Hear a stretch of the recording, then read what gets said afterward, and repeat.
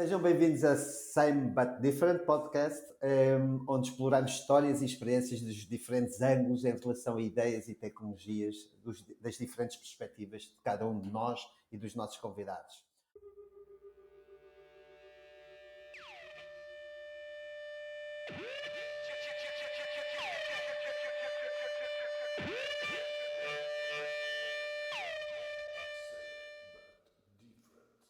Hoje, para este episódio, temos como convidado António Durão, apaixonado pela educação, com um background forte na área tecnológica e um empreendedor nativo. António, bem-vindo. Se me permitem, antes de mais, a temática de hoje, e este é o ponto mais crítico, hoje vamos falar sobre um assunto importante, sensível, que preocupa todos os pais, professores, docentes e sociedade. O tema é do ensino tradicional ao futuro. Vamos voar do presente ao futuro no ensino e, portanto, António, como kick-off, se me permites, na tua perspectiva, qual é o estado do ensino tradicional e quais as oportunidades que existem, olhando atualmente para hoje? Ok, Passo-te a primeiro nada, palavra. bom dia, Manuel, Hugo e Rui, obrigado por esta oportunidade. É assim, o ensino, nós podemos olhar sempre para o ensino de várias formas. Portanto, a parte dos outputs, eu acho que é o que nos interessa mais. Portanto, quando nós analisamos uma situação qualquer, nós temos sempre, portanto, vamos imaginar o ensino como um projeto de longo prazo de uma sociedade, porque é. Portanto, é no ensino. O ensino é a base de qualquer sociedade, né? E é onde nós vamos, aonde umas pessoas, que são os professores, vão dar o seu melhor para formar outras pessoas, que são jovens, que um dia vão ter uma profissão e que vão alimentar depois isto é um ciclo vicioso. Pronto, neste momento eu acho que os expected outcomes estão a ficar um bocadinho longe daquilo que a sociedade nos está a pedir.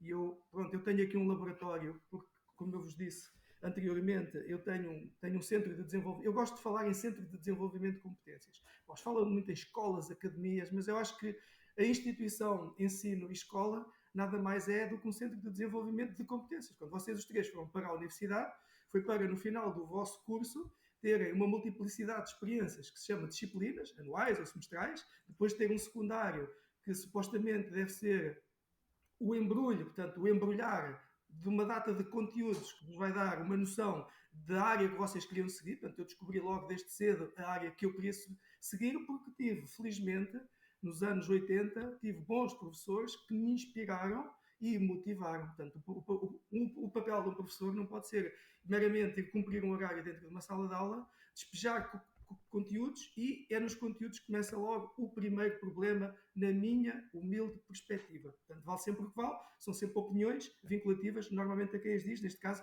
eu. Os currículos estão completamente errados. Eu acho que os currículos estão desajustados. Os miúdos, e eu vejo pelo laboratório que tenho aqui, começo logo a ver miúdos do quinto ano altamente desmotivados, porque os conteúdos de história são maçudos, os conteúdos de geografia são maçudos. Eu acho que os conteúdos devem ser dados, mas a partir de uma certa idade, onde nós já começamos a ter uma noção daquilo que nós queremos seguir. O que é que havemos de injetar de conteúdos que são inertes? Estamos numa área tecnológica, estamos numa área muito sensível, estamos numa área onde, vou-vos dar um exemplo, tenho aqui alunos do 12º ano, não sabem o que é a palavra, não sabem o que é um pitch, não sabem interpretar um exercício de física do 12º ano. Porquê? Porque no 12º ano de Ciências e Tecnologia estão a dar poesia, estão a dar coisas que não têm nada a ver com aquilo que eles daqui a meses vão entrar num Instituto Superior Técnico. Tenho aqui dois que vão para Ciências Aeroespaciais, que é aí no técnico onde vocês estudaram.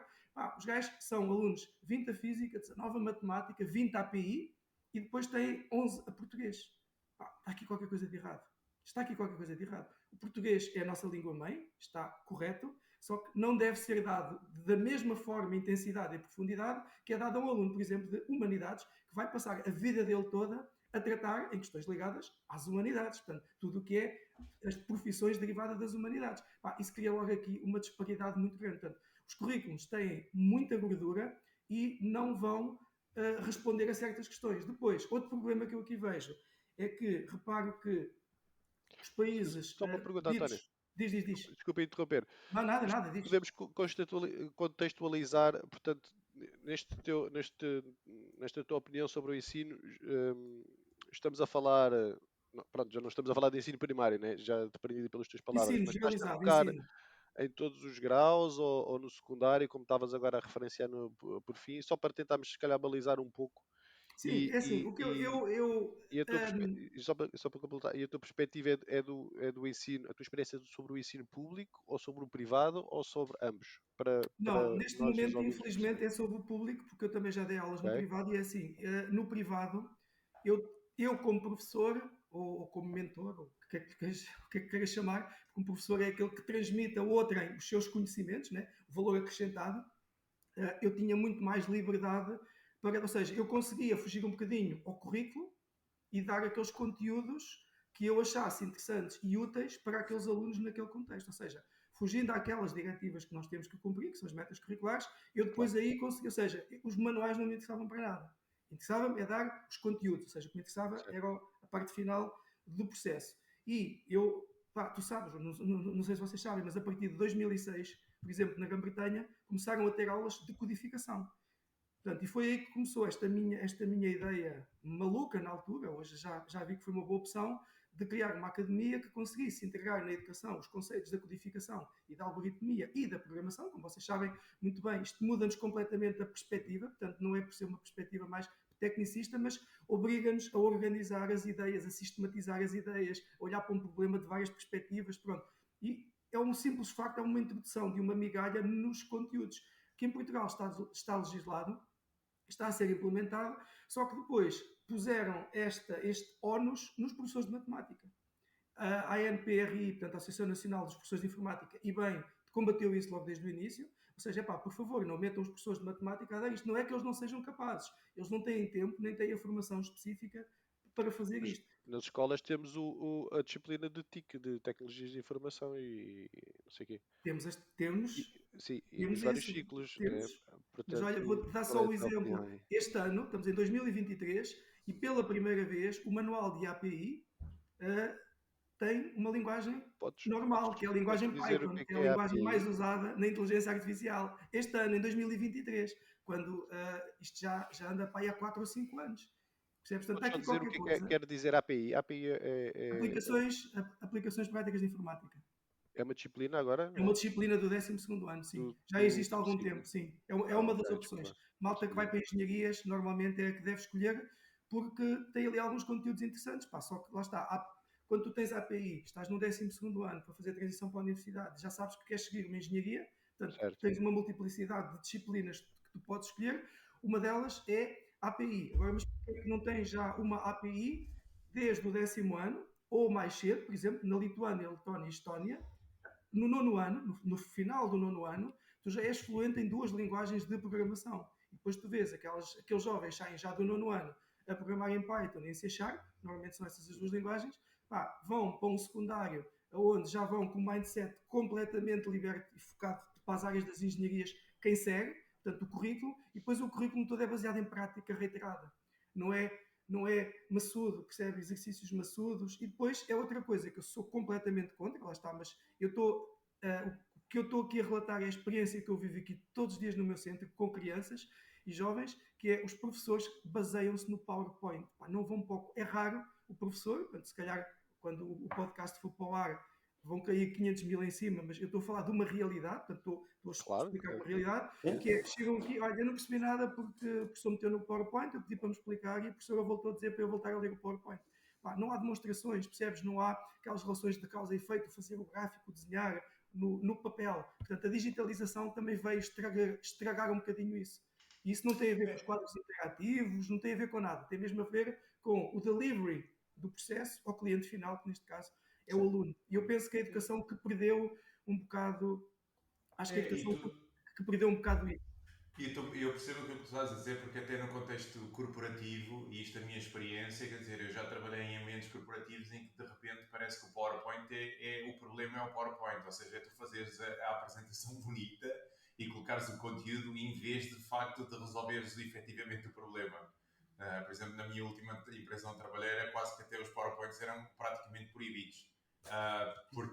Porque é isso, porque o objetivo não é estar a perder tipo horas a preparar uma apresentação bonita e aí nesse contexto. As diferentes valências, que é desde a creche, jardim de infância, primeiro ciclo, segundo ciclo, terceiro ciclo E secundário. e secundária. Todos têm uma abordagem, cada fase, a criança está numa fase de maturidade, de evolução, de desenvolvimento, mas não dá, e este é um ponto que acho que vale a pena também falarmos, que é não há espaço para explorar a individualidade de cada um. Eu não quero também que este podcast hoje vá muito para a área tecnológica, porque de facto aqui tem a ver com a individualidade do ser humano. Há pessoas mais propensas ou mais, querem se orientar porque está dentro do ADN, estimulam aquela parte e elas vão para a parte tecnológica, como há outros que vão para letras, há outros que vão para idiomas.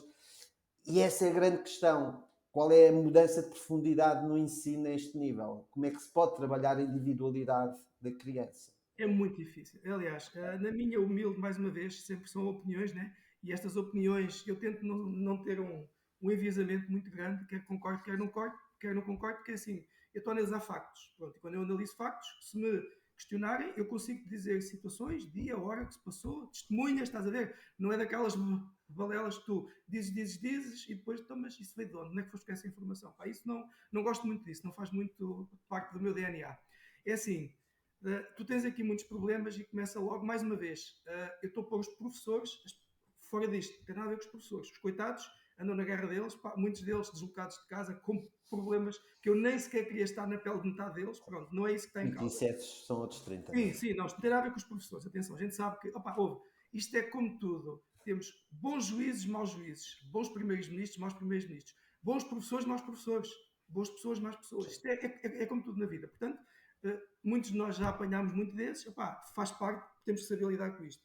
Agora, eu acho que com turmas, com número exagerado de crianças que há, blocos de aulas tão pequeno, com os picos de stress que os miúdos hoje têm, eu nunca vi tanta malta medicado para, por exemplo, PHDA. É impressionante. Eu tenho aqui 10 alunos, em cada 10 em média, 3 ou 4 vêm referenciados, andam em psicólogos, andam a tomar Concerta, andam a tomar Ritalinas.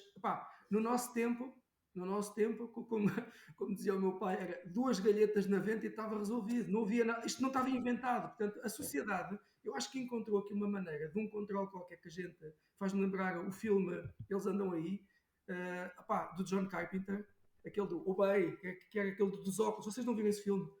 Aquele filme é brilhante, vejam isso de John Carpenter. O que é o PHDA? Para ADHD, não é? É déficit de atenção? Sim. É déficit de atenção e hiperatividade. Ok. Pronto. Só que agora é assim, tu vês um miúdo mais ou menos irrequieto e de repente tu já está tipificado, percebes?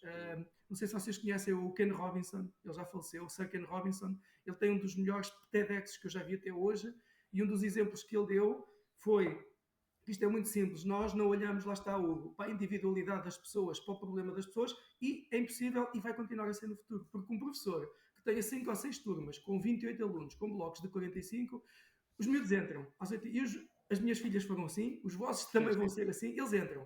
Os primeiros 15 minutos tu não consegues fazer nada com os miúdos, até o pico, portanto, entram aquele rebuliço, não sei o quê, até que tu consigas, e eu vejo aqui no meu ambiente, até que tu consigas estimulá-los a estarem com o cérebro focado e com atenção àquilo que o professor vai dizer, tens 15 minutos.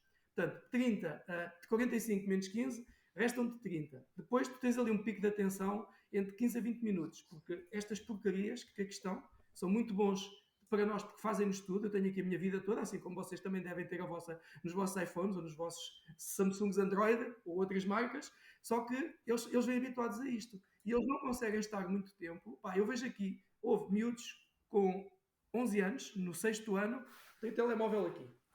Okay? Eu vou-me levantar que é para mostrar. Tem o telemóvel aqui. Às vezes eu estou a explicar aqui uma coisa qualquer e eu vejo-os fazer assim.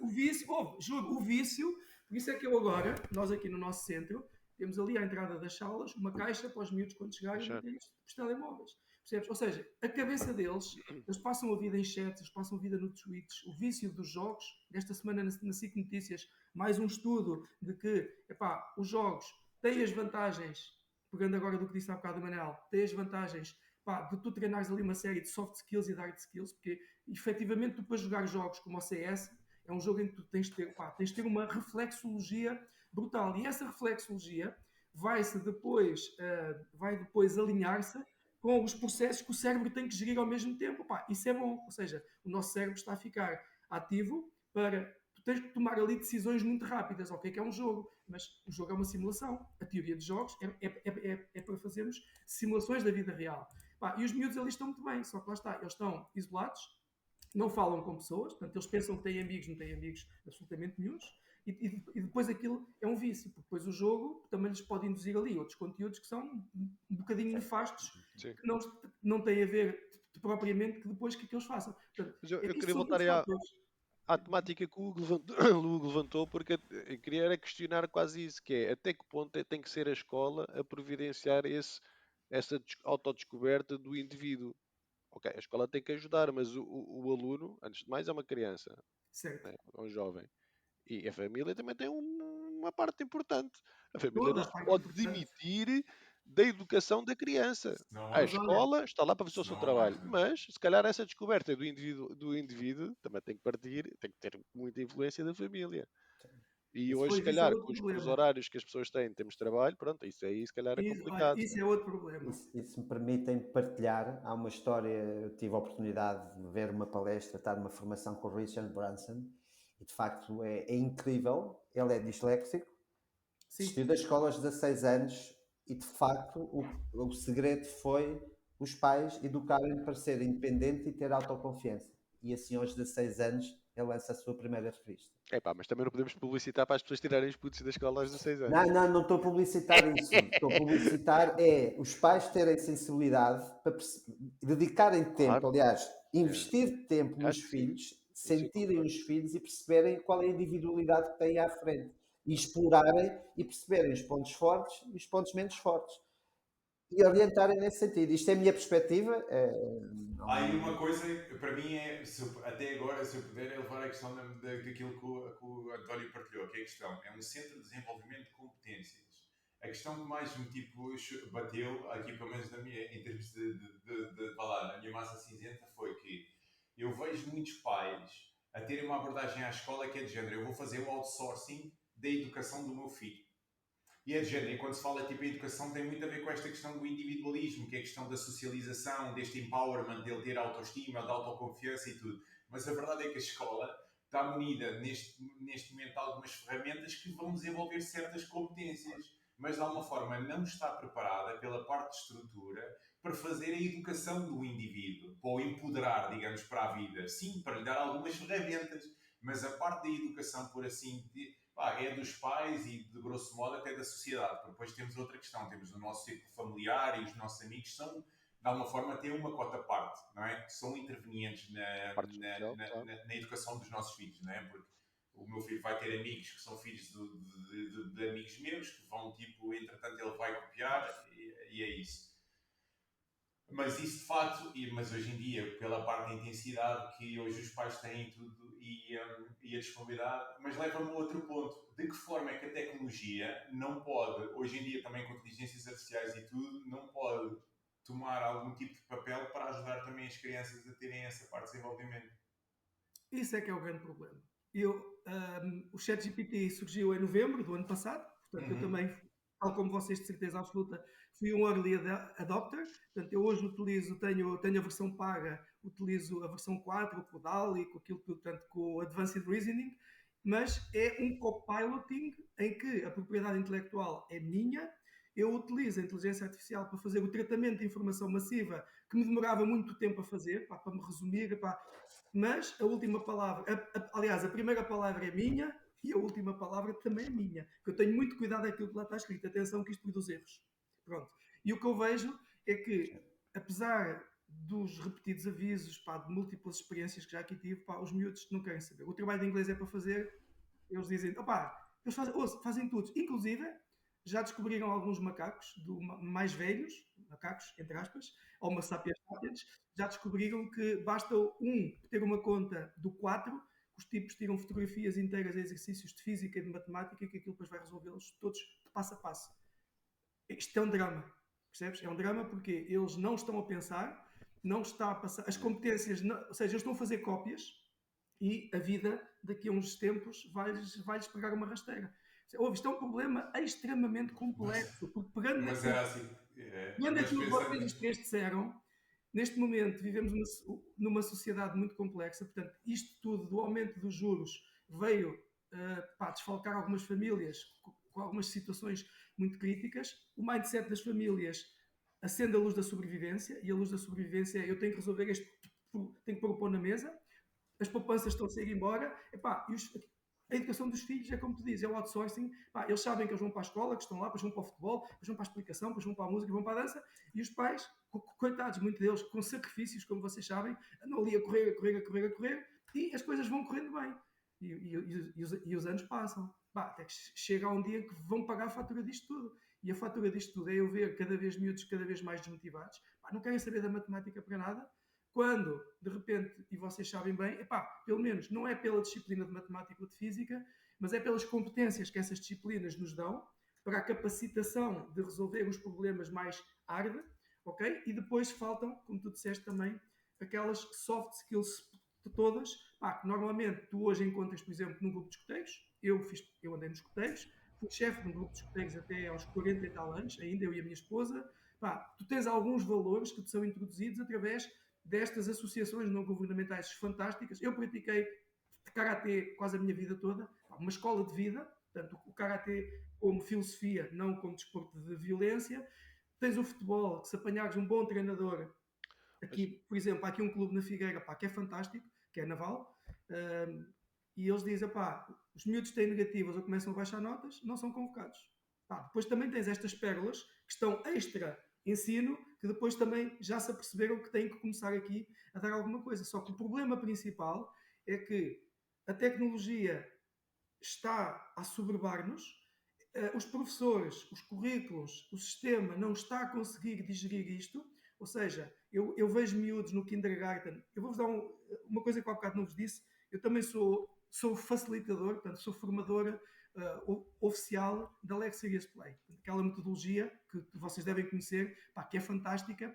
Então aquilo, por exemplo, para a área da formação, há bocado o que estava a dizer, aquelas aulas, portanto, a metodologia Lex Serious Play é a única até hoje que eu consegui, e eu tenho múltiplos exemplos.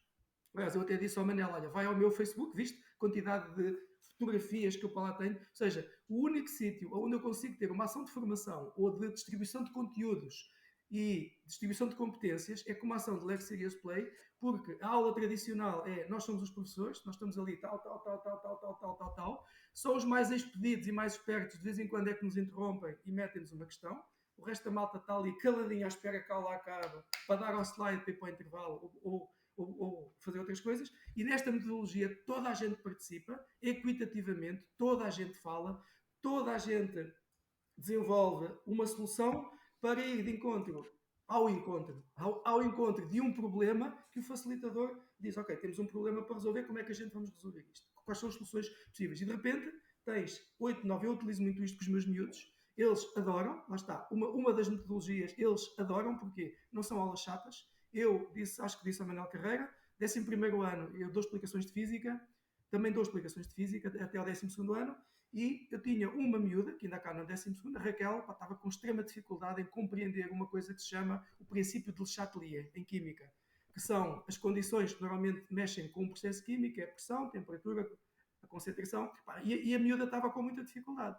E houve uma vez que esgotei tudo. O professor dela é um professor excelente, ele é professor aqui numa escola que é autor e revisor científico do manual escolar, portanto, que é adotado em Portugal, que é o engenheiro Carlos Portela. E a miúda não percebia. E houve um dia que disse, ok, só me resta uma solução. Eu vou utilizar aquilo que faço, jogos, portanto, vamos criar um jogo acerca da metodologia. E assim foi, juntei aqui as mesas todas, tenho fotografias, tenho vídeos com isso, e tenho um vídeo fantástico da miúda aos gritos a dizer, agora já percebi. Ou seja, quando ela foi embrenhada no jogo, quando ela teve que compreender as regras, de que criar as regras para o jogo, ela foi obrigada a raciocinar e olhar para o problema de outra perspectiva e de outra forma. E a falhar. Tentativa e erro, tentativa e erro, tentativa e erro, até que de repente, quando ela se viu a jogar o jogo que ela própria e que os colegas fizeram, entenderam. Portanto, nós temos que nos munir de todas as ferramentas possíveis, porque depois eu também te questiono, e Então, assim, o que é um hard skill? O que é um soft skill? Porque depois espera, António. Diz, Rui, desculpa. Só um segundo. Então podemos concluir da tua explicação e da tua maneira de pensar e de ver que a componente de...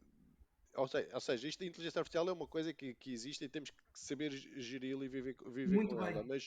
no conceito de aprendizagem do aluno é uma coisa que a gente devemos tentar evitar, mesmo até Não, ou de o todo, de professor todo. fazer outras formas, portanto, esses jogos mais práticos, uma experimentação se calhar mais da realidade, só, como é que tu vês Eu acho que Não há podemos vantagem fazer a nenhuma. isto. utilização da inteligência artificial para o aluno e não focado Pronto, é assim, a inteligência artificial focada no aluno tem que ter uma componente, por exemplo, já existem, não sei se vocês conhecem agora uma ferramenta que foi lançada há um mês, chama-se Magic School. Já ouviram falar nela?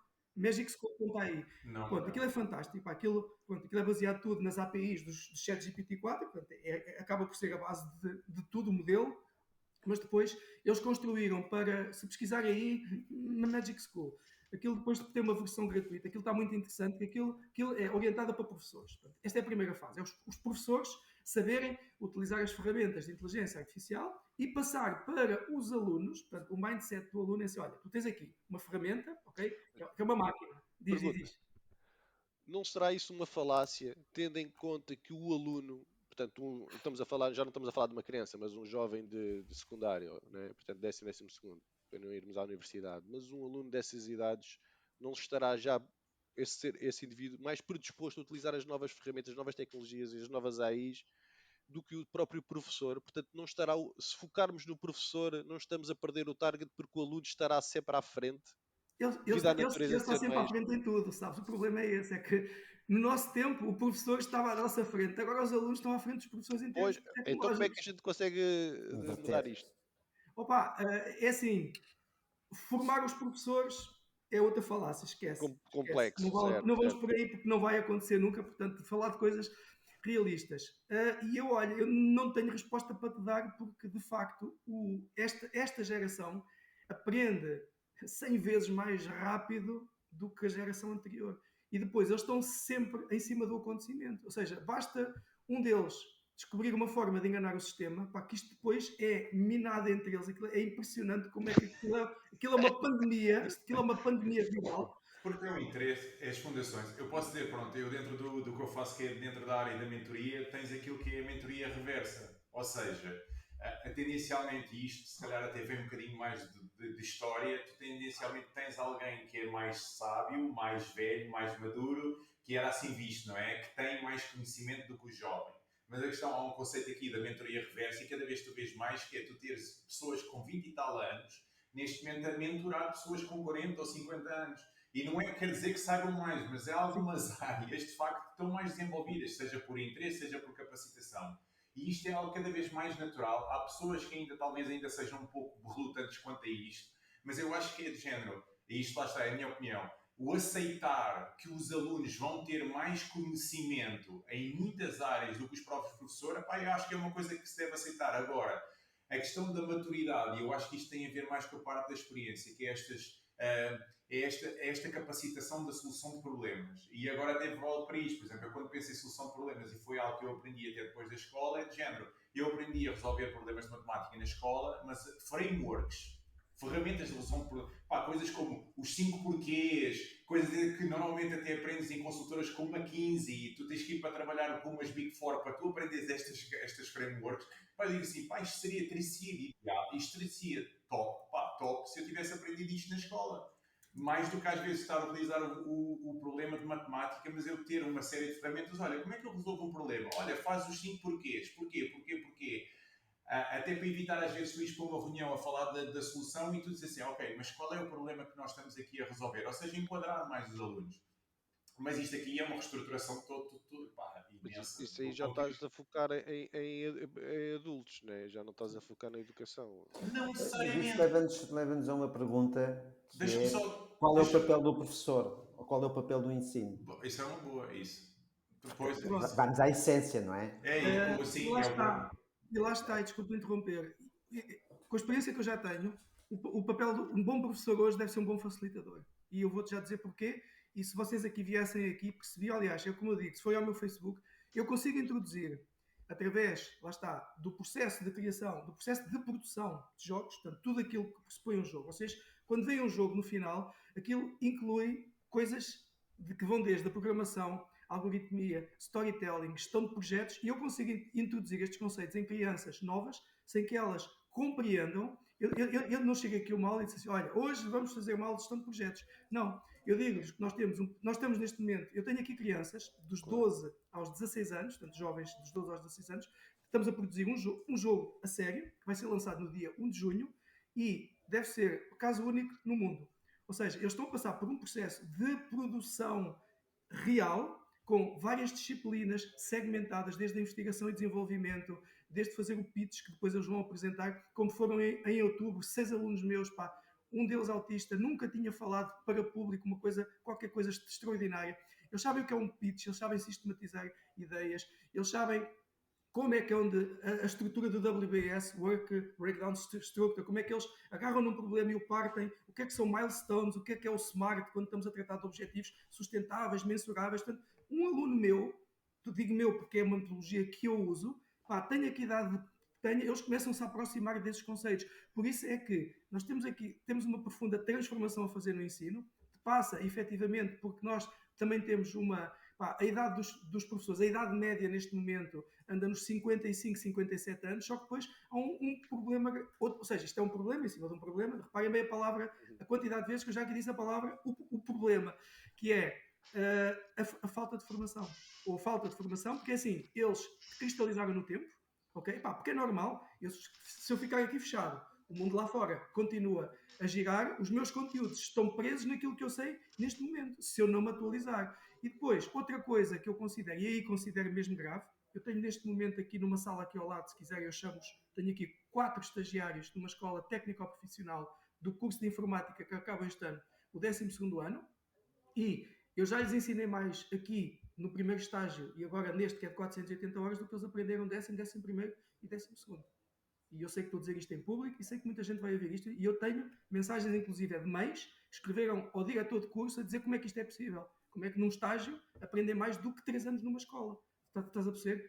Portanto, alunos, a partir de determinada altura, eles devem ter determinados conteúdos. Que nós não tínhamos necessidade disso porque o mundo mudou, o mundo está mudado. Nós não sabemos o que é que estas guerras todas vão dar. Isto está a explodir por todo lado. Os problemas que estão a aparecer por todo lado. Portanto, e a educação está aqui no meio, ok? A educação está aqui no meio. Ou seja, o trabalhar, para não nos desfocar muito, o trabalhar com a inteligência artificial vai ser um problema que nós não vamos conseguir resolver.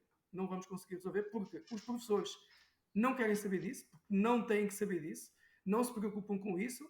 E eu vi, quer dizer, eles preocupam-se, eles são impotentes para resolver isto. Eu vi, como vocês também viram, há 1 mês e meio, mais ou menos, no Expresso, uma notícia que saiu de 50 alunos do ensino superior que foram entrevistados e os 50 admitiram que plagiaram, portanto, fizeram as teses deles, com o ChatGPT. Todos admitiram, não. Foi o ChatGPT que fez aquilo. Isto é dramático. E se me permitem, e acho que é importante para quem está a ouvir isto hoje, é destacar que, de facto, hoje estamos a falar muito do 3º ciclo ou secundária.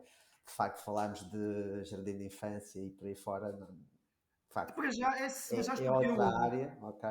Para já não me preocupa muito essas áreas. Sim. Para já não me preocupa muito essas áreas, destacar. porque, olha, a minha opinião pessoal e que deriva também da minha experiência internacional com outros países, e nos últimos 2 anos e meio tenho corrido, através do projeto Erasmus, tenho conhecido escolas, universidades, institutos, associações sem fins lucrativos, fundações ligadas à educação, e tenho tido realmente uma constatação factual, atenção, factual e real do que é que se passa na educação. E temos muito ainda para trilhar. Mas olha...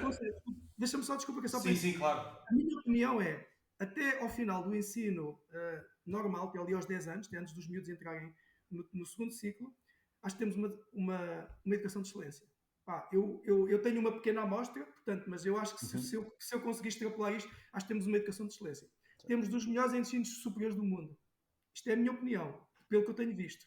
Por isso é que eles estão todos aí para fora, né? Porque são top. Exatamente, temos dos melhores. E depois temos um problema gravíssimo, que eu juro, sinceramente, não sei o que é que se passa. Eles entram no 5º ano, e logo no 5º ano começam-se logo a estragar. E o simples facto de um professor de matemática permitir que um aluno use máquinas de calcular numa aula do 5º ano é um crime. Eles começa logo aí. Chegamos à faculdade de engenharia e é proibido usar a máquina de calcular, o que é interessante. Aleluia. Não, pois, mas não é. Mas nós passamos por isso. Nós de matemática 1, 2, 3, 4. Mas, Era António, proibido. mas eu tenho uma coisa, por exemplo, e eu posso ser crucificado por isto. O meu filho usa iPad e usa tecnologia desde que ele tem 8 meses de idade. Foi uma das coisas, eu mudei, eu vivi 5 anos na Suécia, não é? E foi onde ele passou, desde os 4 até aos 9 anos. E chegou aqui a Portugal e quando cheguei à escola, eles logo disseram: o telemóvel é proibido na escola. O que eu na altura falei e tudo, e de género assim. Porque o meu filho não é de género, como ele está habituado a utilizar a tecnologia desde muito cedo, é uma coisa que já está na vida dele. Nunca lhe foi tipo proibida. Tem tempo em que ele utiliza a tecnologia. Eu também sou um tipo tecnológico, eu estou sempre muito em cima, não é? E eu acredito que a maioria dos pais talvez não tenha esta competência de tecnologia que eu desenvolvi, mas a questão é que eu sinto é do género, ao mesmo tempo, imagina, tu limitas ou a escola limita. Eu tenho a minha opinião pessoal contra a questão da proibição, limitação, em vez da educação, digamos, responsável. Imagina, até aos 9 anos de idade, nenhum deles pode levar telemóvel para a escola. É proibido. Então imagina, quando eles passam para o 5º ano, que é quando eles têm tipo 10 anos, não é? Automaticamente o telemóvel já é permitido. Epá, isto é de género, é como tu teres um cão 2 meses, estás a ver, sem comer e de repente soltas o cão no talho. Fica louco. Porquê? Porque não Não é tem. bem assim. Não é bem Não. assim? Eu gostava de ver a opinião, porque a questão é, porque eu acho que estás a ver, ou seja, o começares uma educação em vez de uma proibição, a questão da proibição, a limitação, eu tenho uma perspectiva, claro que há outras, mas tipo, pode incorrer numa questão que é, estás de alguma forma a adiar o problema, ou estás a adiar algo que eventualmente aquilo vai-te surgir à Depois chegas frente. ao primeiro ciclo, eles não podem usar os telemóveis dentro das salas de aula. Né? Certo. E existem professores que também instituem, porque não podem obrigar, mas instituíram nas turmas, juntamente com os miúdos, para deixarem os telemóveis na sala de aula nos intervalos. Inclusive, portanto, os miúdos Hum, acabam por utilizar o telemóvel antes de chegar à escola, e estão nos passeios a olhar para ok. aquilo, quando estão no refeitório a olhar para aquilo na fila, e quando se vêm embora, para Mas, casa. ó Rui, eu acabei de falar, ainda esta semana falei com um Por colega, exemplo, um amigo meu que tem na escola dele, imagina, eles estão proibidos de usar o campo de futebol nos intervalos. Porque, como toda a gente quer a jogar a bola, é uma grande. Não sei como é que é na escola dos vossos filhos, por exemplo, na minha ele ainda não tem essa questão, ele tem dias para usar aquilo. Mas é de género, eu fico assim, então se eles não podem usar, imagina, o campo de futebol, o campo de basquete nos intervalos, eles fazem o quê? Telemóvel. Claro. pois, mas aí está restringido. Eu queria pôr Mas uma pronto. questão também, pá, que me está aqui a absorver, mas é voltando à malta do secundário e à cena da tecnologia. Porque para mim faz-me confusão. Eu também uso o chat GPT e o chat GPT o gajo de vez em quando manda uns pregos, é como a gente sabe. E, para mim, da minha ideia, é simples um professor fazer um exame ou fazer um conjunto de exercícios numa folha de papel, dar uma caneta ao aluno e o aluno resolver. E o aluno, se estiver habituado a copiar, vai se espalhar ao comprido. Não há hipótese. É assim, mais Não há uns volta que exercícios de saia. matemática. Oh, Ele Rui, tem que saber ele tem que saber a história de Portugal, né? sim. Os miúdos hoje em dia são portugueses, têm que saber o que é Portugal, têm que saber que descobrimos o Brasil, por aí fora, essas coisas todas. Os reis, epá, é uma seca. É, mas é isso que nos torna portugueses. Temos que saber a nossa Sim, sim, a geografia, a nossa nossa história, o história. nosso legado. Pronto. Podem ir copiar? Podem, mas eles também têm que saber aquilo. Mas como eles podem usar falcatruar durante o ano inteiro, mas será relativamente fácil, acho eu, de descobrir isso no fim. Devíamos, portanto, fazer se calhar mais avaliações intermédias, A não sei, abordagem, mas para isso endireitar leva-nos o àquilo aluno. que o António há pouco estava a dar aquele exemplo. Há pessoas que têm mais facilidade e outras menos. E quando alteramos a abordagem, o conteúdo entra de forma diferente, não é? Eu tive um professor que também me marcou-me em filosofia. Marcou-me para o Sim, resto da mas minha os vida. miúdos vão sempre tentar roubar o sistema, né? Enganar o sistema. Mas a Se grande eles têm pergunta é, de porquê é que fazer os eles trabalhos de roubam? casa, Eles roubam e enganam o sistema porque a abordagem não é mais correta? Não sei se me explico. Porque eles não gostam. Quem vai Uhum. tentar... Quando eu gosto de uma coisa, eu não vou tentar martelar o sistema. Não sei se sim, me mas é explico. impossível qualquer aluno gostar de todas as matérias. Mas aí é que vai a individualidade e a abordagem de cada um. E esse é o que é o desafio. Que é Olhem, vocês ter essa sensibilidade. conhecem, vocês conhecem a Escola da Ponte. Já ouviram falar do projeto Escola da Ponte, ou não? Sim. Não. Pronto. O projeto da Escola da Ponte Foi, não me lembro agora do nome do senhor, mas foi nos anos, vejam bem, final dos anos 70, há 40 e tal anos, que ele já na altura, em Escola da Ponte, em Ponte de Lima, ok? Escola da Ponte, que ele é lá em cima do norte. Ok. E o que é que aconteceu? Ele tinha um modelo de escola que era, ok, os alunos vêm para aqui, temos aqui os professores, que não são professores. Olha que isto, antes de chegarmos a 1980, hein? E aqui em Portugal, foi inventado aqui. Os alunos têm os tutores à disposição e eles têm os currículos, ok. Eles vão ser avaliados nestas matérias, só que durante o tempo de aulas, eles podem escolher quanto tempo de aulas querem ter e com que professor. Ou seja, Rui, tu hoje chegavas mais como, ok, eu estou predisposto hoje para aprender história. Não é uma coisa obrigatória. Eu à segunda tenho história, à quarta tenho... Não. Epá, hoje apetece-me história. Hoje apetece-te. Então, tu hoje vais com uma predisposição diferente, porque não é uma obrigação de teres um horário e dizer assim, e como caralho, uma hora de história, uma de geografia, uma de ciência. Não. Mas que O raio que de educação aconteceu? é essa? É que Esse um gajo depois senhor vais chegar a trabalhar e depois tu não escolhes o que queres fazer, meu. Tu tens de Sim, mas trabalhar houve. e Esse pronto. senhor foi marginalizado em Portugal e o que é que ele Sim, fez? Muito bem, foi para o Brasil, para São Paulo. ok. Dos últimos 40 anos, aliás, ele já fala brasileiro, né? Ele esteve cá em Portugal agora com o Pedro Santa Clara, da Escola 42, na semana passada, realmente a falar dos paradigmas, porque isto é assim, pá, há imensos especialistas mundiais, mas não há soluções. Não há soluções porque isto é dinâmico, pá, lá está. Como diz o Hugo muito bem, quando lidamos com a individualidade, cada um de nós é um universo inteiro, carregado de problemas, de aspirações, que depois vai entrar em contacto, como se fosse uma sinapse, com outros universos, pá, isto depois não há uma solução. Agora... E António, se me permites acrescentar, eu tive a possibilidade de estudar na Finlândia, o Rui também passou pela Dinamarca. Vocês tiveram todos os países bálticos, brutal. Sim, o Carreira esteve na Suécia. Brutal. E das coisas que mais me marcou na Finlândia é ter conhecido um colega nosso. Nós estávamos no 4º ano, ele estava no 2º ano e ele tinha um escritório na faculdade. E nós pensamos, pô, esta pessoa deve ser uma mente brilhante. E perguntamos, então tens uma bolsa de estudo, tens um escritório, tens um laboratório de investigação, estás no 2º ano, estás a estudar uma coisa incrível que é a permeabilidades negativas, nem vamos por aqui, ok? Na área da física. E perguntamos, pá, qual é a tua média? E a resposta dele foi, a minha média de 0 a 20 é 12. Nós ficamos, como assim? Ele, sim, mas eu sou muito bom em permeabilidades negativas.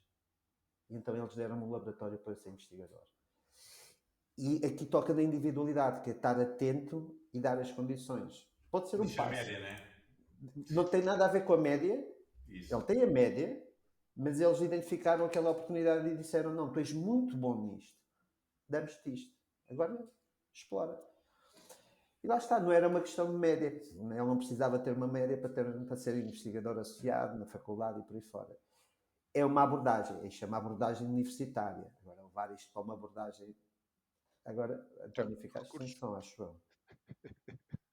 António, estás sem som, acho eu. Não?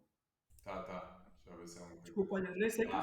Outra coisa que eu também li esta semana, pá, que foi extremamente interessante, foi precisamente, não sei se vocês leram aquele livro, pá, o livro já tem uns anos, que é ele tem o nome giro em português, que é o Jerry Porras, é mesmo o nome dele, que é Good to Great. Ou seja, do bom ao excelente. É um clássico da literatura de gestão, Jim Collins. que é do bom ao excelente. Pá, e quem foi? Pá, não foi o Richard Ele Branson? aborda aí nesse livro esse assunto, que é coloca as pessoas certas no lugar certo. Exato. Tem a ver com a individualidade. Mas esta semana eu li também um artigo no LinkedIn muito interessante, que é a paranoia das notas. Epá, todos os pais hoje querem que os alunos sejam excelentes. Só que depois, quando chegas a um nível de excelência, tu ficas ali com pouca margem para tu cresceres. Portanto, chegas a um ponto em que tu começas a crescer, tu bates no teto. Portanto, não tens para passar. Portanto, a ideia daquele autor, e que eu até me revejo nisso, é que lá está, indo de encontro àquilo que tu agora te estás a dizer, pá, um aluno que se mantenha ali entre os 65, 80, portanto, não é um aluno mediano, mas também não é um aluno excelente, tem ali muita margem para quê? Tem margem para falhar. Porque a primeira coisa que eu digo aqui aos meus alunos, na primeira aula que eu dou, sempre que é assim, preparem-se, vamos falhar o resto do processo, isto é por tentativa e erro. Portanto, habituem-se a falhar, não desanimem na falha, que é outra coisa que a escola, infelizmente, não permite. Não permite. Pessoas, não permeia. Eu acho que devia ser premiado nós falharmos. Exatamente. Olha, menos a primeira vez. Conversas, eu acho que hoje nós estávamos aqui neste podcast 20 horas. Eu acho que eu falei com isto com o Manel e vocês também, que a vossa experiência profissional também devem saber. Imagina, eu sou um gajo que estou a concorrer a uma empresa. Isto também tem vista de emprego. Portanto, eu agora vou ser o António e a seguir vou ser o Dural. Eu sou o António, venho dos Estados Unidos. Apresento-vos um currículo em que eu, nos últimos 2 anos, estive em 14 empresas. Ponto. Agora, eu sou o Dural. Apresento-vos um currículo que aqui em Portugal, onde eu estive nos mesmos 2 anos em 14 empresas. O efeito de halo, que é um termo que é da psicologia, o efeito de halo é assim: vocês olham para o currículo americano e dizem assim, fogo, epá, este gajo deve ter uma experiência brutal. Tal. Epá, experiência brutal este gajo ter. Agora vamos para este lado, vocês estão a É entrevistar o saltitar. Durão, assim, este gajo não se aguenta emprego nenhum. Este gajo não se aguenta emprego nenhum. Ou seja, isto é outro paradigma que está ligado, porque a educação está ligada a todos os setores da nossa sociedade. Claro. Quer dizer, lá está, isto é um prego, mas um prego bem afiado, porque nós começamos a falar de um assunto e depois já liga com outro. Isto são sequências de causa e efeito. Mas isso já liga para outro ponto, que é isso, que eu discuto muito isso porque a minha área, lá está, são mais de 15 anos a trabalhar nisto, que é a identificação de talento, e eu vejo continuamente as pessoas a quererem identificar talento e a identificar potencial por CVs e um currículo, quando a verdade é que tu identificas potencial a falar com pessoas e a conhecer pessoas e pronto. Mas isto é outro 500, mas tenta-se ser muito eficaz e eficiente, e na verdade eu acho que isto é a minha opinião, acho que se perde-se mais tempo a tentar automatizar coisas do que se facto a colocar as pessoas e a falar com as pessoas. Uma pergunta. Diz, Carreira, continua. Sim, se tens mais uma pergunta, mas só queria dar isto pronto, se calhar para que eu como pai gostaria de perceber, até da tua perspectiva, como é que os pais, qual é que é o papel que os pais podem desempenhar, estás a ver? Pronto, porque é de género, não nos cabe a nós, pelo menos agora e até quem nos ouve, tipo, mudar. Acho que é importante nós termos esta consciência de como é que o sistema educacional funciona e quais é que são as lacunas hoje em dia, mas que tipo de ações é que tu sugeres até a mim, pai, eu realizar com os meus filhos, para poder acompanhar isto, né? Por ações que eu possa executar de uma forma eficaz. Eu também sou pai e fiz com as minhas Isso. filhas, experiências. Assim, tudo na vida é contextualizado, portanto, tem um contexto, tem conteúdo, e depois o objetivo do contexto e do conteúdo é proporcionar uma experiência. E eu acho que é esta experiência que falta ao ensino. Os miúdos passam pelas aulas todas, seja do jardim. É como, já não sei qual de vocês é que falou há bocado, isto é um repositório. Foste tu, Manel. Ou seja, isto é um outsourcing. Então, ao delegar uma função num sistema de outsourcing, tu perdes o controle a tudo, porque só te interessa são os resultados. E enquanto os meninos andarem todos a passar, porque agora ninguém chumba, isto é outro drama, que temos que falar sobre isso, peço desculpa, ninguém chumba. No nosso tempo, com 3 negativas, ficávamos à porta e repetíamos para o ano, pronto, e aturar os mais novitos que vinham, e os nossos amigos, bye Maria Ivone, que passavam para o ano seguinte. Agora não, tu sabes que o sistema vai premiar quem trabalha e se esforça, e quem não trabalha e nem se esforça. E aí sim acho que entram os pais. Porque é assim, eu já sei que a minha filha, se não estudar nada, e eu já fui professor, e já fui diretor de cursos, E se já fizer os tive trabalhos com o altas férias. ChatGPT? Diz, Rui, E desculpa. se fizer os trabalhos com o ChatGPT? Exatamente, ou seja, se fizermos os trabalhos com o ChatGPT, o que vai acontecer é que, no final, podemos não ter 5, nem 4, mas aparece o 3 na pauta, porque não se pode chumbar ninguém. Porque um professor hoje, se chumba um aluno, tem que depois fazer meio de prova de todas as medidas corretivas e necessárias que fez para recuperar o aluno e que ele não conseguiu. Eu já estive no sistema de ensino, eu já passei por isto, acreditem, não é trabalho que ninguém queira. Portanto, é mais cómodo. Podemos dizer que o sistema de educação, da maneira como tu o vês, para responder à temática da utilização, neste caso do ChatGPT, por parte dos alunos ou da inteligência artificial por parte dos alunos, na prática vai-se um bocado ausentar, porque na prática os alunos que o vão utilizar, porque os alunos vão utilizar e então vão conseguir manter aquele 3 com menos esforço do aluno, e depois será um problema futuro dos próprios indivíduos e das famílias. Olha, a minha filha Maria... Ou será alguma coisa que nós, como país, queremos dizer? Não, caraças, temos aqui um problema de uma geração nova, e o nosso país e os outros países, né? O ChatGPT não existe só em Portugal. E então vamos ter que reformular aqui algumas coisas para, não sei, para a qualidade dos alunos não vir por aí abaixo, porque tendencialmente, só do meu ponto de vista, tendencialmente o que vai acontecer é que a qualidade do aluno, em termos de aprendizagem, vai por aí abaixo, porque ele vai começar a utilizar estas ferramentas sem grande controle. E se o Mas sistema o deixar utilizar sem grande controle, vem por aí abaixo, não é? o fruto apetecido o fruto apetecido sempre foi mais apetecível, não é? Vou dar um exemplo da Não minha estou a filha falar em Maria. proibição, estou a falar em arranjar estratégias para Sim, conviver sim, com sim. isso. Não, quando eu estou a dizer a proibição, é assim. Eu acho que se assumisse que as escolas, ok, malta, vamos integrar a inteligência artificial no ensino. Ok, vamos começar por aí. E a minha filha Maria, no IPL o ano passado, quando chegou a um exame, ela chegou a casa completamente doida. E o que é que se passou, Maria? Então, a tua professora não fez o teste todo no ChatGPT.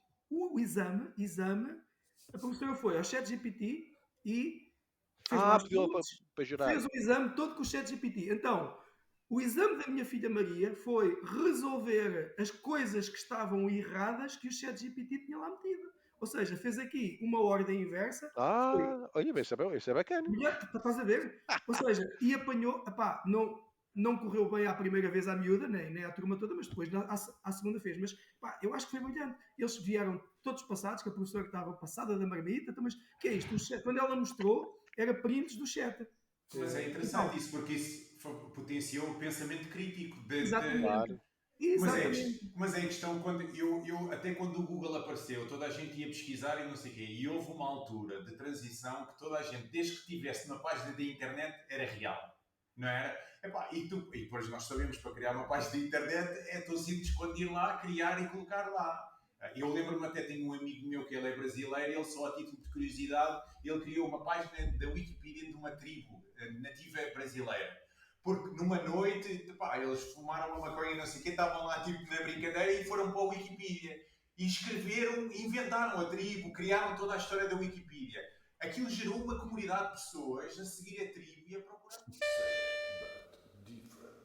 Como reta final, António e Carreira, sugestões para os pais e para os professores. Uma partilha e uma ferramenta na área da inteligência artificial. Lanço-vos este desafio. Acho que Opa, seria é assim, interessante. Uma as sugestão, sugestões para a os nossa pais, perspectiva. sim, as sugestões para os pais, porque eu também sou pai, pronto, apesar das minhas uma já acabou o ensino e a outra está quase a acabar, a sugestão é que nunca descurem o dia a dia, dos filhos, porque epá, a educação é extremamente importante, eles vão passar por momentos maus e momentos bons, como nós passámos, só que os tempos agora são outros. Os tempos exigem e as máquinas estão a tomar conta de nós aos poucos. Não sei se ouviram o eBay ontem, vai já despedir mais 1000. Entretanto, a Amazon, as Google, ou seja, as tecnológicas, todas as semanas mandam o pessoal embora. Já deixou de ser notícia. Chegamos a um ponto em que vai haver, eu sei o que é que vão dizer, epá, vão aparecer outras profissões, ok, só que o período de ajustamento, de formação mental e até mesmo do próprio sistema de ensino para preparar as outras profissões não vai durar. Portanto, isto continua sempre a ser um problema tecnológico, mas individual, e os pais nunca devem descurar nem de passar a responsabilidade a terceiros. Porque, opá, o miúdo está na escola, meto na explicação o explicador que se desengome, está ali, o treinador de futebol, se o gajo baixar as notas, também diz para o gajo estar, não façam isso. Portanto, eu sei que é um bocadinho o senso comum, mas isso nunca se faz.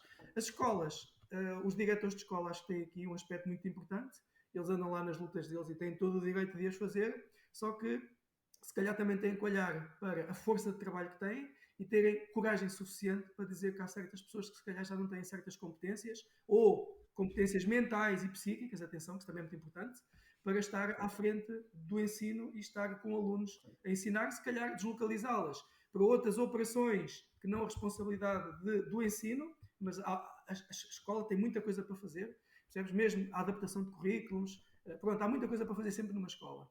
A inteligência artificial acho que deve ser um aliado. Como é que ela entra? Exatamente, é aí que eu ia Como é agora. que ela pode A ajudar? inteligência artificial deve ser o aliado, deve-se usar, mas com regras. Ou seja, a inteligência artificial, os professores têm que entrar com ela na sala de aula e assumir, ok, pessoal, temos aqui uma ferramenta.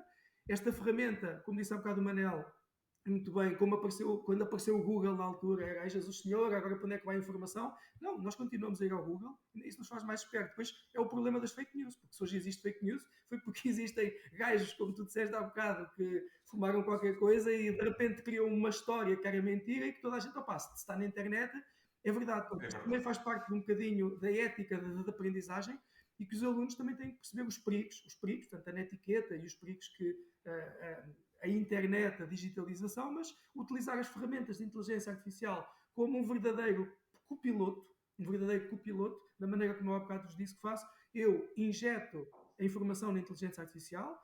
Para mim, não é, olha, faz-me este trabalho ou faz-me isto. Não. É, olha, eu tenho este problema para resolver, esta é a minha análise, eu carrego a informação toda relevante, vejo o que é que a inteligência artificial me diz, sistematizo a informação, olho para o output que eu tenho que fazer e depois eu próprio vou fazer isso e depois, no final, sim, passo outra vez pelo filtro e aquilo há ali uma validação de dados. Pá, isto pode ser para qualquer disciplina. Agora, eu sei que isto é uma falácia, não vai acontecer, porque se 50 alunos em 50 entrevistas assumiram que as teses foram feitas pelo ChatGPT, não foram 50, devem ter sido 5.000, que foi uma amostra, e o problema vai ser quando alguém se sentar à vossa frente para trabalhar um dia, não vai saber fazer as coisas, porque, como eu falo aqui com os estagiários, fui dar com eles a pesquisar código no GitHub e no Stack Overview e no ChatGPT. Não sabem fazer código, não sabem. E, entretanto, vocês vão ver as notas deles, altas notas no 10º, altas notas no 11º,